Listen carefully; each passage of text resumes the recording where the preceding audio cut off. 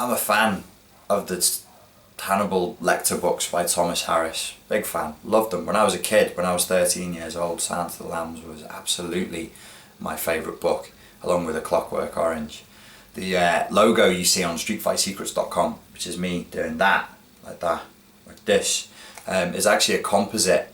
The graphic designer and photographer who shot that, he did it on my suggestion of a composite of two photos. One is Alex from A Clockwork Orange, the Stanley Kubrick movie poster, and the other one is a picture of Hannibal Lecter that was used in some promotional material for, I can't remember which one. It was one of the ones that came after Silence of the Lambs. So it's a big factor in my sort of thinking and template. It's all purely fictional, and some of the psychiatry in it is bollocks as well, but it's good fun. There's just a lot of interesting subplots in that storyline. People have said to me, oh, Hannibal Lecter, that represents a narcissist. And I said, no, it doesn't. The narcissist in the Hannibal Lecter story is Dr. Chilton, who is who runs the secure facility for the criminally insane where Hannibal Lecter is kept. And he's an intellectual narcissist who uses the fact that he has this high-profile serial killer as his narcissistic supply. Another example of an interesting storyline that you might remember from the later films was a character who was an extremely wealthy paedophile. He'd inherited a lot of money. They were a southern family. I think their money came from cattle, but he himself was a paedophile, and he even abused his own sister, who is a lesbian bodybuilder called Margot. Unfortunately, that character never made it to the film. It was in the film the paedophile character was played by Gary Oldman, but the sister never made it, which was a real shame because she was a really interesting character. As a result of her childhood sexual abuse, she was repulsed by the idea of sex with men, and also needed to become this big bodybuilder to build up layers of protection of the self. So it was interesting. She was an interesting character. But there's an interesting turn of phrase in the book. Hannibal Lecter actually finds the character played by Gary Oldman repellent and punishes him for being a paedophile by giving him PCP. He pretends it's a popper, but he's mixed into the popper's PCP, and then he encourages the character to carve off his own face, and that's why we see him. He's such a mess. He's actually really hurt himself under the hypnotic suggestion of Dr. Lecter. Now, what this vile character, this extremely wealthy paedophile, would do is he would entice children in by offering them chocolate, and he also sexually abused his sister. Hannibal Lecter, in order to provoke the sister, this bodybuilder Margot, says to her, did you take the chocolate? Did you take the chocolate? Which was synonymous for, was there a quid pro quo relationship whereby you took something and in exchange for that you gave up your innocence, you gave up your body to be sexually abused by your own brother? And in the story that causes her to fly into a violent rage just by asking the question, did you, Margot, did you take the chocolate? Now, the reason why I bring this up is because all of us at some point in our lives end up one way or another. It might literally be a physically abusive scenario, or it could more likely be, and more frequently, more commonly be, an emotionally and psychologically abusive scenario where we become, I went scouse then for a second, we become complicit by accepting a quid pro quo arrangement where we take the chocolate. We say, okay, well, I'm going to compromise some of my boundaries, I'm going to compromise some of my character in order to get a little bit of what it is that I want. And of course, this is the devil's pact. This is the original Faust story is based on that idea. I want a little bit of that, so I'll give you a little bit of this. But of course, what inevitably happens is you are in a bait and switch deal, and you're always going to end up giving more than you receive and more than you bargained for. A lot of old folklore is based on this idea. even the concept of vampires, which some would say maybe they were the original paradigm for narcissist or psychopath, narcissistic or psychopathic personality types, sadistic, toxic, malignant personality types in medieval times. Maybe we wrote that up as vampires, which is an interesting idea, because in most vampire folklore, the vampire cannot bite you, may not feed on your flesh, unless you invite him or her in. They stand at the door and you have to invite them in. That's an old piece of vampire folklore, and I think it's very important that in some sense you have to take the chocolate.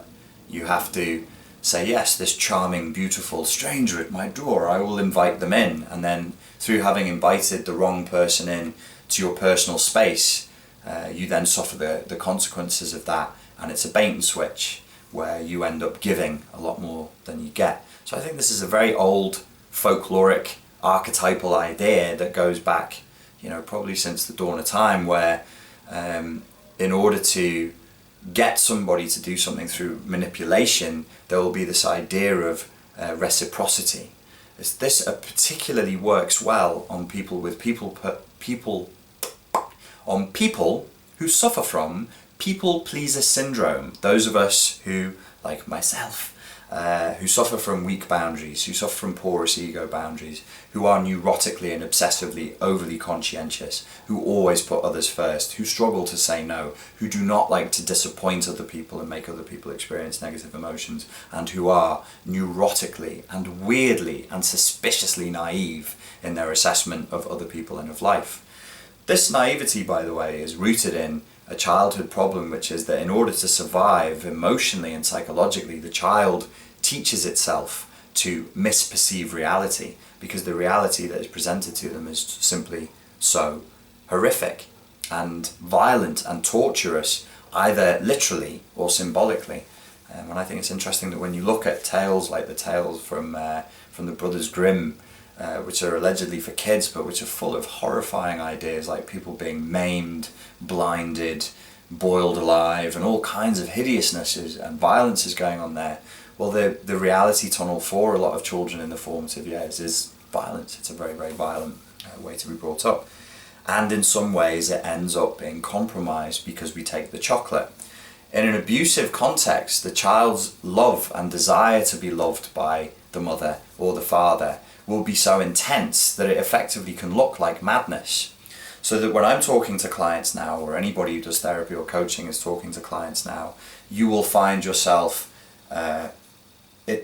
remarking or finding it remarkable that a client who's been so consistently abused for so many years by a parent, even as adults, even as say a 45-year-old highly functioning adult, will continue to defend the abuser. Like a political prisoner who's been tortured for years and says, yes, he was, Comrade, let me give him an English name, Comrade Smith, yes, he was brutal, yes, he pulled out all of my fingernails and toenails, but he did it out of love. Yes, he did cause me to, he did put out cigarettes on my eyelids, but he only did it because I kept on having naughty thoughts that were wrong. It was me, it was my fault, it was my sin, I deserved the punishment, and he just wanted to burn the evil thoughts away. People talk like that. They don't talk quite like I just did, but they will say things like, oh yeah, my father did do that, but he had a good heart. Yes, my father did beat the fuck out of me when I was 5, but he did it because I spilt the milk. Yes, my father did tell me from the age of, from whenever I could remember to the age of now, that I'm a piece of shit that will never amount to anything. He did that, but he was toughening me up. Or the other classic line, at least he didn't chop my hand off. There are children in Africa who have nowhere to live and that, they just live outside. At least he put a roof over my head. What more do you want? That's the mindset and the rationalization of people who've suffered extreme abuse. And I know I often compare what goes on in a family unit to political prisoners and torture in that context, and it is deliberately extreme, it's deliberately cartoonish, but I'm trying to make a point that might get through the skull and actually take seed and go, maybe I didn't really have a perfect childhood. Maybe nowadays when I struggle and I'm extremely lazy, or I'm weirdly procrastinating, or I seem very fearful of meeting new people, or I'm overwhelmed with social anxiety and the terrible feeling that I'm a piece of shit and it burns me so intensely I want to peel my own skin off and then just bury myself alive in the earth, that might possibly not actually be your fault, and might not actually be a normal way and a healthy way for people to think, and that if you've been raised in a normal, healthy, sane environment, that you'd be okay. And there's nothing special to that. It's just, if you're a parent and you're worried about not putting these thoughts into your kids' heads, just, be nice to them. Set boundaries, be a parent, don't try and be mates with them. They don't need mates, they need parents. They need parents, not friends. And don't teach them to be excessively submissive. If you tell a child you may never say no to me, then they will grow up with emetophobia. If you teach a child that they may never stand up for themselves, then they will grow up being fucking pushovers, total pussies, total walkovers, and they'll be in and out of abusive relationships all of their lives, because that's what they will think that love is. If when a child turns around to you and says, no, I'm not going to do that, or I'm going to go out in the garden and I'm going to build something, and you beat them for it, beat them for asserting themselves, beat them for being curious, beat them either verbally or physically for being brave, beat them either verbally or physically for manifesting a kind of confidence or a desire to just have their own will, then what happens? Well, then they learn, oh, it's wrong for me to have my own will. I mustn't ever have my own will. I mustn't ever assert myself. And therefore they become adults who don't know what they want to do with their lives, and their will, as they say in Malay, the semangat. I said that in another video and somebody wrote, oh yeah, semango, that sounds good. It's S-E-M, it's sem-ang, A-N-G-A-T, semangat, the will, the intent, the spirit. If that's corrupted or broken, which it can easily be done by parents, then that person will be malleable for the rest of their lives unless they get it treated. And that's what I'm doing most of at the moment, and it's tough to do, because I have to rebuild parts of a person where the normal healing mechanism has been broken. And I was talking to another friend of mine, I was saying it's kind of like a sort of psychological AIDS. What kills people when they suffer from AIDS is usually a byproduct of an infection or pneumonia or something that they picked up in the hospital, or a reaction to a disease that the body would normally be able to fight off. But it's the immune system shutting down. So your ability to fight off enemies is broken. Your ability to heal is broken. And that can happen at the psychological level. If the semangat is broken, you will struggle to recover from relationships that other people seem to bounce back from inside of 6 months. Whereas you might take 3 or 4 years to do that, because you just don't have the mechanism there that causes the self to heal at the psychological and emotional levels. So to bring it back to the title of the video, don't take the chocolate.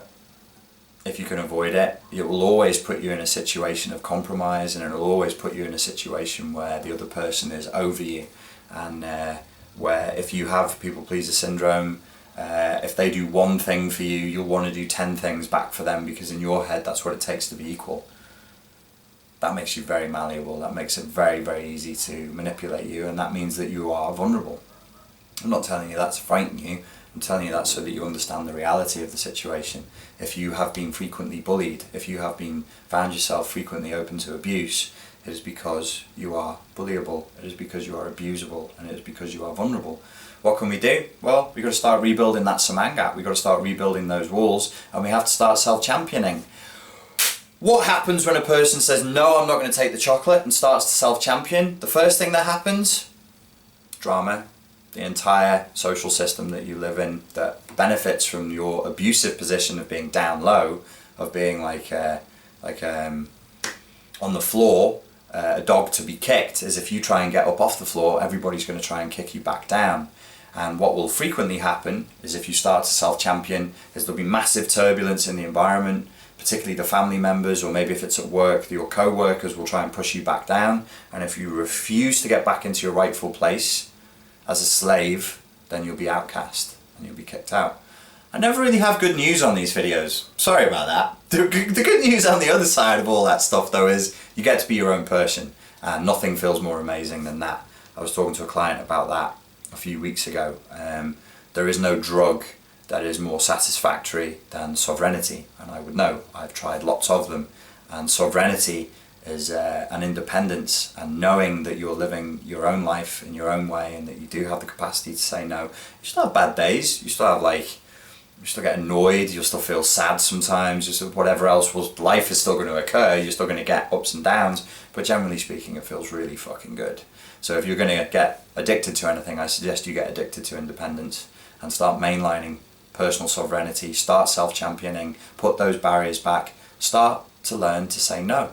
Start to put yourself first. Start to learn to say, okay, this is the way I used to be. I used to be neurotically naive. I used to pretend I didn't know what people were about because that used to be part of my old programming, but I'm a different person now. And in the same way that you were hypnotized and brainwashed by your social environment, by your family unit as a child, you as an adult now can re-brainwash and re-hypnotize yourself to say, I'm not that person anymore. I choose health. I choose sanity. I choose peace. I choose to live a life free from drama, free from bullshit, free from abuse, and anybody who's not going to play by the rules, well, they can leave. There's nothing illegal about telling people to go away. There's nothing illegal, even if it's a family member, about you saying, you know what, I don't want to hang out with you anymore. I don't want to have contact with you. And you can be as direct as that if you choose to be, or you can say nothing at all. There is no legal recourse that can be brought to bear against you for simply choosing to not spend your time and attention on a person who you find poisonous and painful to be in contact with. Some people are just corrosive. Recognize that. You've been taking the chocolate. Forgive yourself. We've all done it at some time. But say, okay, no more. I'm not going to take the chocolate anymore. I don't need it. There is nothing that you can offer me that is worth me giving up my sovereignty for. There is nothing that you can offer me in exchange for my sovereignty, for my independence, and for my personal boundaries. Get the fuck out of my life. I suppose that's it for that one. Thank you very much for your time and your attention. If you need any more help, you can always contact me, and I will speak to you soon. Cheers.